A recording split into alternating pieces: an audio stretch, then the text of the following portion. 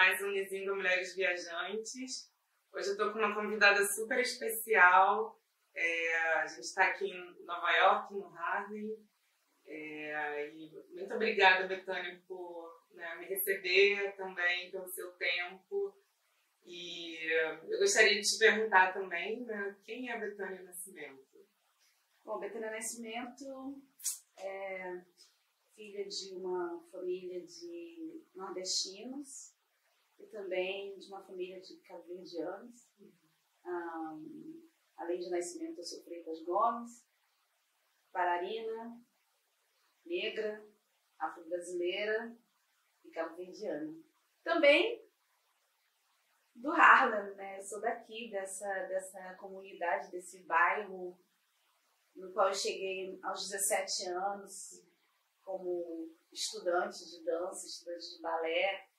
E aqui eu montei, criei e cresci numa carreira de bailarina clássica, de bailarina de uma companhia que é parte do movimento, né, de direitos humanos, né, a companhia Dance Theatre of Harlem, o balé do Harlem, que se chama no Brasil, ela foi criada durante, né, a época dos direitos humanos, logo depois que o Dr. Martin Luther King faleceu.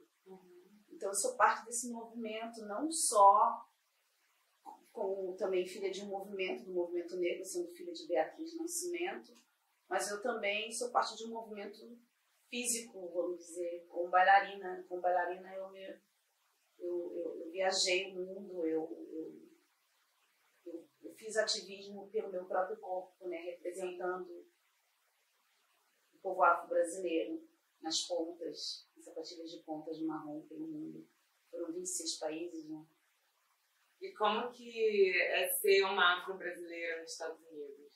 É muito interessante ser uma afro-brasileira nos Estados Unidos. Eu vou dizer que é uma jornada de encontros e reencontros e de autodescoberta, sabe? Você se descobre estando na diáspora. É muito interessante. Muitas descobertas quanto a mim, quanto a minha cultura, minha língua, né, da onde nós viemos. É muito interessante estar com outro descendente de africanos, né, soul brothers and soul sisters, né, irmãos e irmãs de espírito, que na verdade somos muitos por aqui. Então, ser afro-brasileira nos Estados Unidos também me ajudou a ter muito orgulho de ser afro-brasileira. Eu acho que eu gostaria muito que o afro-brasileiro tivesse essa experiência. Não tem como não se sentir orgulhoso de ser afro-brasileiro, de chegar a um ponto de se perguntar: uau, nós chegamos aqui, como é que nós somos a maioria desse país? Eu queria muito que o afro-brasileiro tivesse uma experiência dessa para poder se autovalorizar. Sim. Mas o que você vê de diferença assim, nesses últimos anos, né, em relação à imagem também do afro-brasileiro no Brasil e fora do Brasil? O afro-brasileiro tem uma questão peculiar, né? Uma questão que eu acho que é um certo problema, né? E é um problema que vem com o colonialismo no Brasil, né? Por ser colonizado pelos portugueses, de não se reconhecer totalmente como um ser de grande valor, né? A relação entre o Brasil e os Estados Unidos, ela também é um pouco colonizadora, né? Então eu acho que o afro-brasileiro muitas vezes ele um pouco se deixa ser colonizado pelo Império Americano, o Império Afro-Americano, vamos dizer, porque o americano é americano. Sim. Né? Então, assim, eu sinto que o afro-brasileiro precisa sair um pouco desse lugar do colonizado, em todos os sentidos. É bom nos juntarmos ao outro, ao irmão, ao soul brother, à soul sister, ao irmão jamaicano, ao irmão afro-americano, ao irmão de Guadalupe, ao francês, o que for. Mas é bom ter consciência de que temos um grande, grande valor e que somos a maioria. Eu gostaria que o afro-brasileiro pudesse ver isso mais claramente. Uhum. E como uma mulher negra, assim, você sente diferença quando você vai para o Brasil e a relação que você tem aqui também? Sim, eu sinto grande diferença. Quando eu estou no Brasil é totalmente diferente. É engraçado, eu comparo com o dólar, o real. Uhum. Quando eu chego no Brasil eu perco um pouco de valor. Uhum. Né? Quando eu estou aqui, eu continuo no dólar, entendeu? Sim. É triste, não é uma coisa, não é uma coisa que eu gostaria de viver. Uhum. Eu gostaria de ir para o Brasil e me sentir valorizado tanto quanto eu me sinto valorizada aqui. Não só na questão da imagem, da representatividade, mas também na questão profissional. Sim. Principalmente.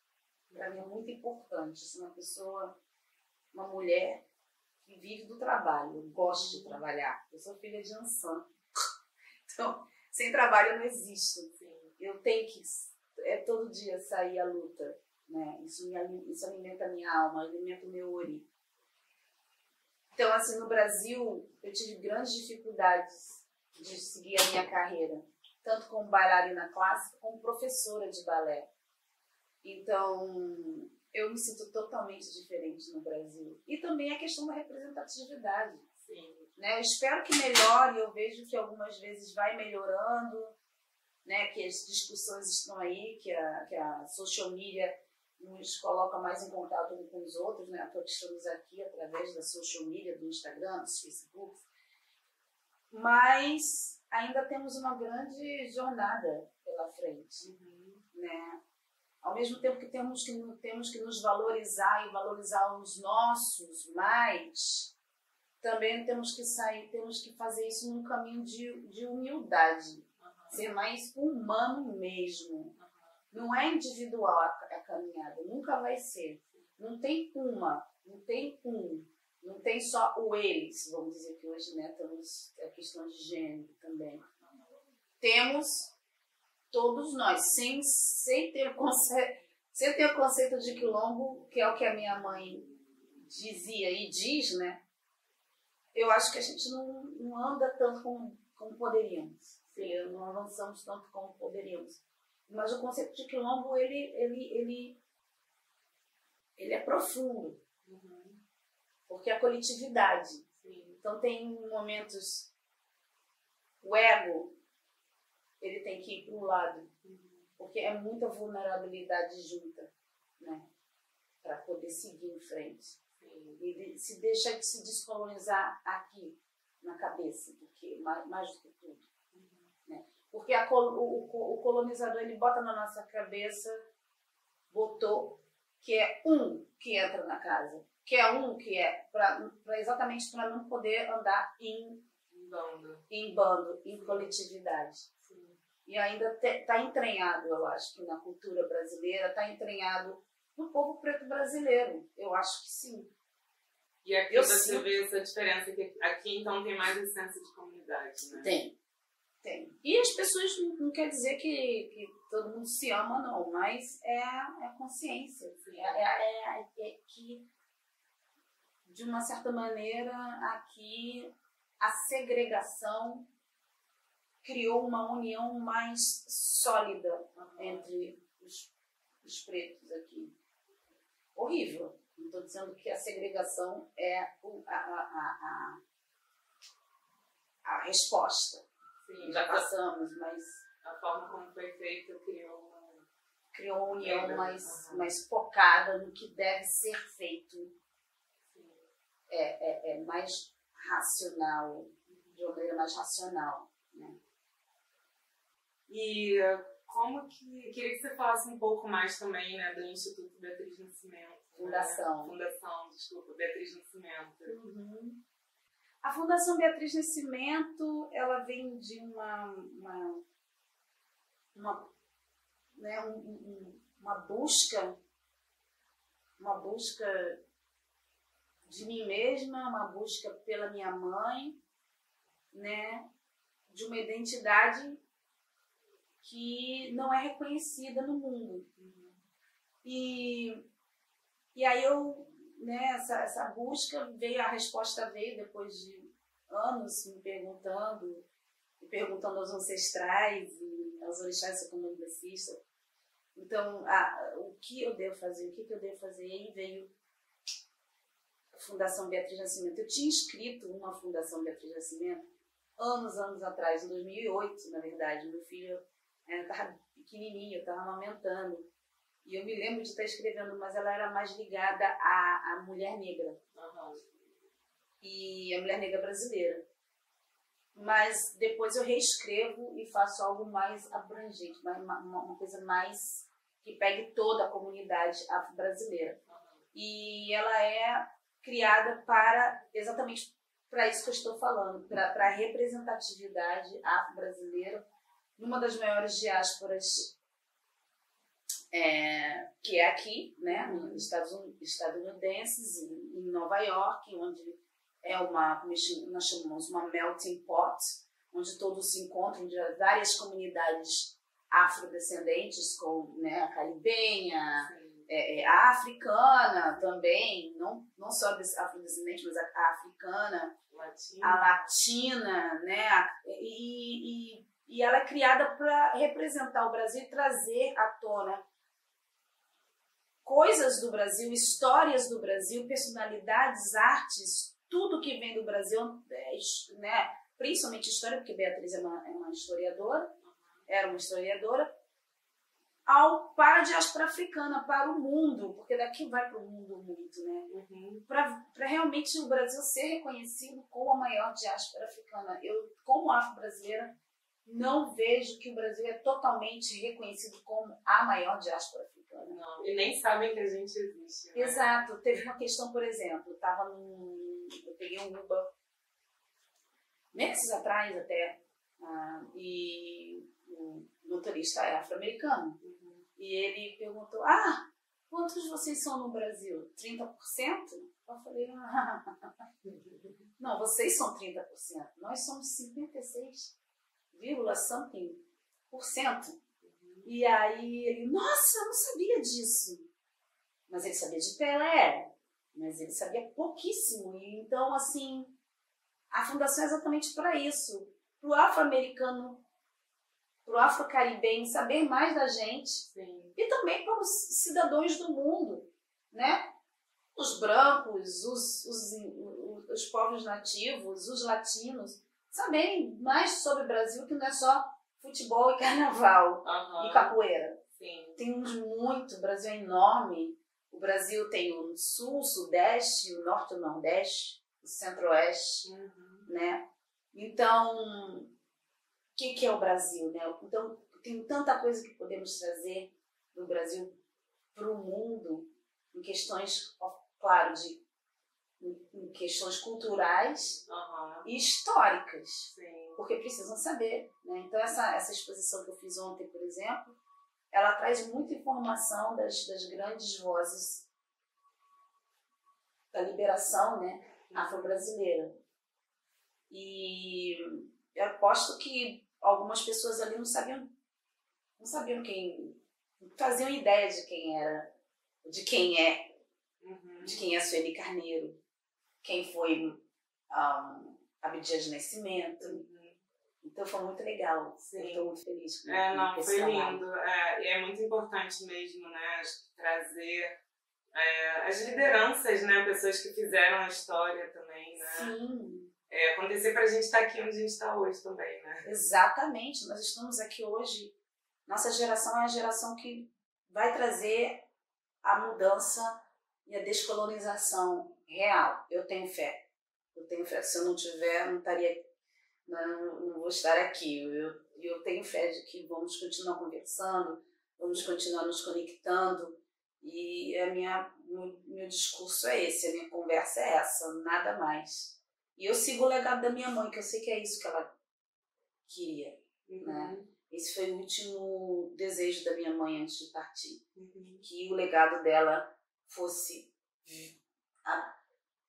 dado a todo o Brasil. Sim. E Beatriz Nascimento é minha mãe, mas eu muitas vezes digo, ela não é só minha mãe, ela é mãe de muitos afro-brasileiros também. Porque eu acredito que quando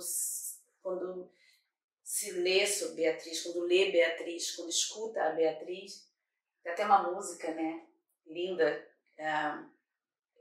criada pelo músico Zé Manuel, que é Escuta Beatriz Nascimento. E é isso.